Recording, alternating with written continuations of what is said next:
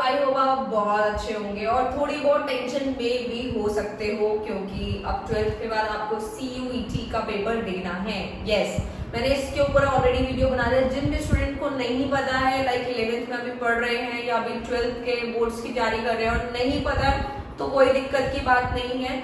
मैंने already videos बनाई हैं, मैं और भी बना दूंगी, आपको हर एक इंफॉर्मेशन देने की कोशिश करूंगी। तो आज हम CUET का 2022 का सिलेबस करने जा रहे हैं इकोनॉमिक्स का, ठीक है, जिसमें से कि माइक्रो इकोनॉमिक्स के 4 चैप्टर हैं, जिसमें से मैंने ऑलरेडी 2 अपलोड कर रखे हैं। ठीक है, मेरे को बस डिमांड और इलास्टिसिटी अपलोड करना है, वो मैं कर दूंगी, बट स्टिल उसके अंदर हर एक इंफॉर्मेशन आपको मिलेगी। लाइन टू लाइन भी समझा रखा है, शॉर्ट में भी वीडियो बना रखी है। क्विक रिवीजन करनी हो तो शॉर्ट वीडियो देख लेना पेपर से पहले, लेकिन थोड़ा सा डिटेल वीडियो देखोगे तो ज्यादा बेटर होगा। हर एक चीज कॉन्सेप्ट क्लियर हो जाएगा, क्योंकि MCQ तभी हो पाएगा आप लोगों का। ठीक है, मैंने दोनों तरीके से वीडियोस बनाई हैं ताकि आप लोगों को हर तरीके से इफेक्टिव हो। अब हम लोग स्टार्ट करते हैं 2022 में जो हमारा इकोनॉमिक्स का यूनिट नंबर 1 है, जिसमें इंट्रोडक्शन जो पूछा जा रहा है। इंट्रोडक्शन में सिर्फ 2 क्वेश्चन पूछे जाएंगे, 2 क्वेश्चन में से कोई भी क्वेश्चन पूछा जा सकता है, इसीलिए मैं इसको थोड़ा सा डिटेल में कराऊंगी।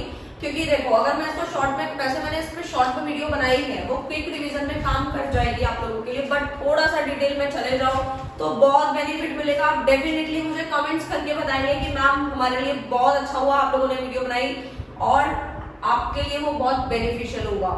तो जल्दी से 2 ही क्वेश्चन पूछे जाएंगे यूनिट नंबर 1 में, what is micro economics, and second question is, जो कि मैंने यहाँ लिखा है, central problem of an economy. इनमें से कोई भी क्वेश्चन पूछा जा सकता है। मैंने सारे के सारे पॉइंट्स लिखे हैं ताकि आपका एक भी क्वेश्चन ना छूटे CUET के पेपर में। ठीक है, आपको सारे क्वेश्चन पढ़ने हैं। तो माइक्रो इकोनॉमिक्स हम लोग स्टार्ट करते हैं। तो देखो, माइक्रो इकोनॉमिक्स का मतलब क्या होता है। हम लोग ऑलरेडी पहले 11th क्लास में पढ़ चुके हैं, बट बहुत सारे बच्चे होते हैं जो कि भूल जाते हैं माइक्रो इकोनॉमिक्स क्या था। याद आ रहा है कुछ कुछ, बट कोई बात नहीं, हम लोग रिवाइज करेंगे तो आपको डेफिनेटली याद आ जाएगा। तो micro economics, I stands for individual. I कहाँ से है मैं आपको बता देती हूँ। देखो, M के बाद I है, ये वाला ही I है जो यहाँ पे मैंने लिखा, I स्टैंड्स फॉर इंडिविजुअल, यानी सिर्फ इंडिविजुअल की ही जब स्टडी होती है तो वो माइक्रो इकोनॉमिक्स कहलाती है। ठीक है, जैसे कि मैं आपको एक एग्जांपल देती हूँ इसका। अगर मान लीजिए मैंने एक एग्जांपल लेती हूँ राम का, ठीक है, मैंने लिखा भी होगा आई थिंक, हाँ यहाँ लिखा है। ठीक है, राम एक ऐसी रैंडम पर्सन ले लिया मैंने, राम की जो सैलरी है सपोज 15,000 है। ठीक है, राम की सैलरी की बात हो रही है, सिर्फ एक अकेले पर्सन की बात हो रही है। दैट मीन्स हम किसकी बात कर रहे हैं, दैट मीन्स हम बात कर रहे हैं माइक्रो इकोनॉमिक्स की, क्योंकि यहाँ पे किसकी बात होती है, इंडिविजुअल, अकेले पर्सन की जब बात होती है, अकेले पर्सन की, तो वो माइक्रो इकोनॉमिक्स कहलाता है। ठीक है, आगे बढ़ते हैं। फाउंडर और फादर कौन कहलाते हैं माइक्रो इकोनॉमिक्स के, तो उनका नाम है एडम स्मिथ। ओके, यहाँ से भी 1 मार्क क्वेश्चन बनेगा, जहां जहां से बन सकता है मैंने सारे पॉइंट्स लिखे हैं। फाउंडर कौन थे, एडम स्मिथ है। डराइव कहां से हुआ, मतलब माइक्रो इकोनॉमिक्स वर्ड कहां से आया, ये भी पूछा जा सकता है। डराइव फ्रॉम ग्रीक वर्ड, याद रखना, ग्रीक वर्ड माइक्रोज। माइक्रोज का मतलब क्या है, स्मॉल, छोटा।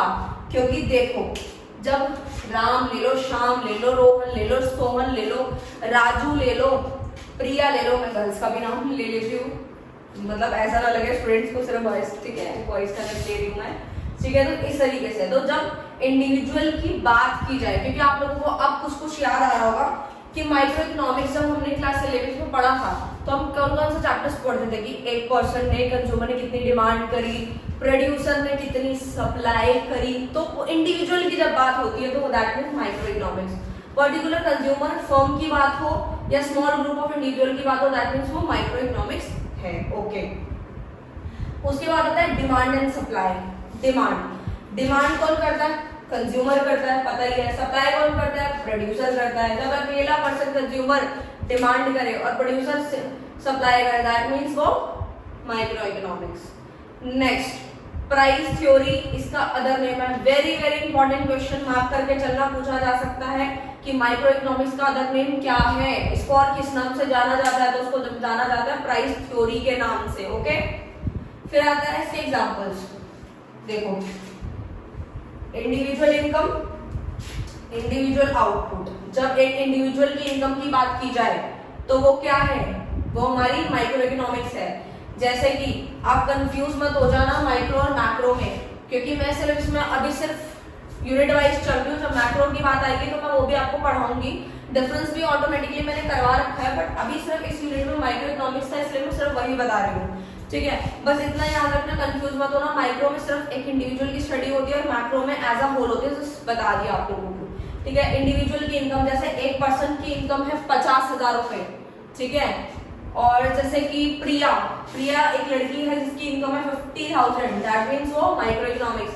इंडिविजुअल का आउटपुट कितना है वो भी हमारा क्या है, micro economics. Limited degree of aggregation भी देखने को मिलता है यहाँ पे। ओके, क्वेश्चन नंबर 2 स्टार्ट करते हैं फटाफट। Central problem of an economy क्या होता है, तीन तरह की हमारी सेंट्रल प्रॉब्लम होती है। What to produce, how to produce और whom टू प्रोड्यूस। इसमें से क्वेश्चन बन सकता है। व्हाट टू प्रोड्यूस में आता है कि हमें गुड्स कौन से बनाने हैं और कितनी क्वांटिटी में बनाने हैं, याद रखना कौन से गुड्स बनाने हैं।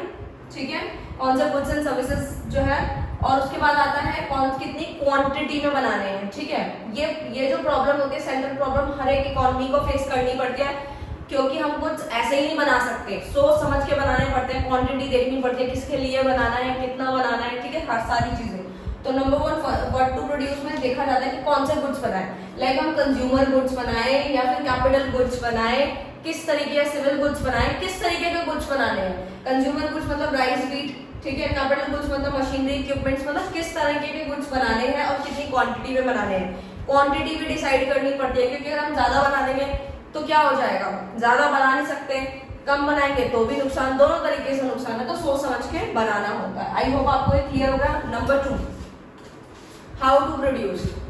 हाउ टू प्रोड्यूस में आता है कि गुड्स जो है वो कैसे प्रोड्यूस किए जाएंगे, मतलब टेक्निक कौन सी यूज करी जाए। और टेक्निक में आता है CIT एंड LIT। CIT से मतलब होता है कैपिटल इंटेंसिव टेक्निक, CIT, और LIT मतलब लेबर इंटेंसिव टेक्निक। CIT नाम से जब कैपिटल की बात है समझ जाना कैपिटल ज्यादा लगा रहे हैं। LIT को याद रखना हो तो भूलना मत, लेबर इंटेंसिव टेक्निक के अंदर हम लेबर ज्यादा लगाते हैं।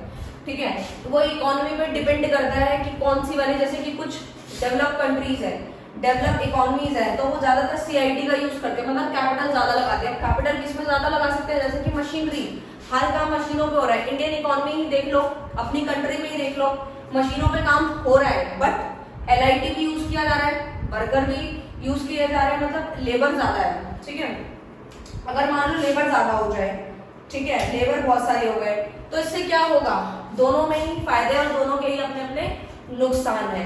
तो इंडियन इकोनॉमी में तो मिक्स देखा जाता है, थोड़ा CIT का यूज कर लेते हैं, थोड़ा LIT का यूज कर लेते हैं। ठीक है, तो आई होप आपको समझ आ गया होगा। इसमें सिलेक्शन होता है, डिपेंड करता है, मिक्सचर करना है, दोनों को मिक्स करके सिलेक्शन करना है गुड्स का, या फिर CIT यूज करना है या LIT यूज करना है।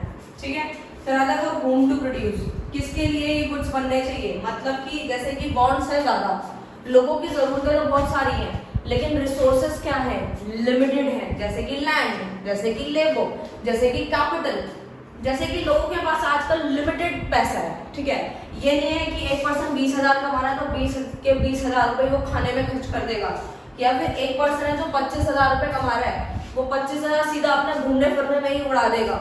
ठीक है ना, तो इस तरीके से नहीं होता।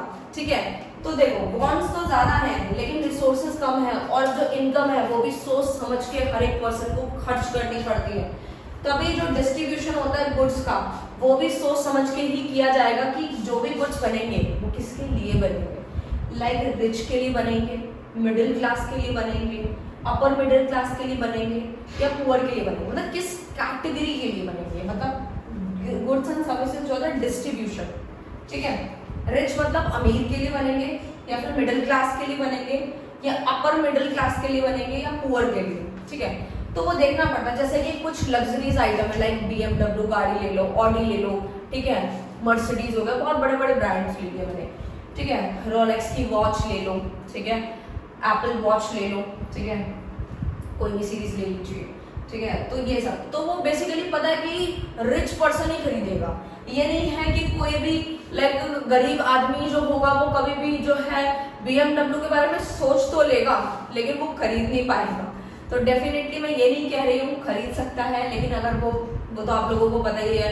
मैं ये नहीं कह रही हूँ कि गरीब बंदा कुछ नहीं कर सकता, अगर वो मेहनत करेगा तो डेफिनेटली वो कुछ भी परचेज कर सकता है। मैं वो नहीं कह रही, बट मैं आपको सिर्फ एक टॉपिक समझा रही हूँ कि डिस्ट्रीब्यूशन देखना पड़ता है कुछ का कि किसके लिए बनेगा। जैसे कि अब पहले माइक्रोमैक्स के जो फोन बहुत ज्यादा चल रहे थे, ठीक है, अभी बीच में फिर रेडमी के बहुत सारे फोन, तो वो कैटेगरी था कि हाँ भाई ठीक है, इसको अपर मिडिल क्लास है, मिडिल क्लास पर्सन आराम से परचेज कर लेंगे उस फोन को। लेकिन अगर बात की जाए, जैसे मैंने रोलेक्स वॉच का आपको एग्जांपल दिया, वो सिर्फ और सिर्फ रिच पर्सन ही खरीद पाएगा, ठीक है। तो सोच समझ के कुछ बनाने पड़ते हैं, उसी अकॉर्डिंग वो जो है कुछ परचेज किए जाते हैं। तो आई होप आपको ये टॉपिक पूरा क्लियर हो गया होगा। दोनों क्वेश्चन मैंने अच्छे से बता दिए। अच्छे से तैयारी करना, अच्छे से पढ़ना, एक एक पॉइंट नोट डाउन करना चाहते हो तो कर लेना।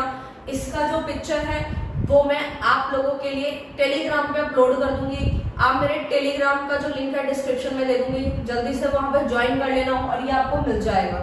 Thank you so much.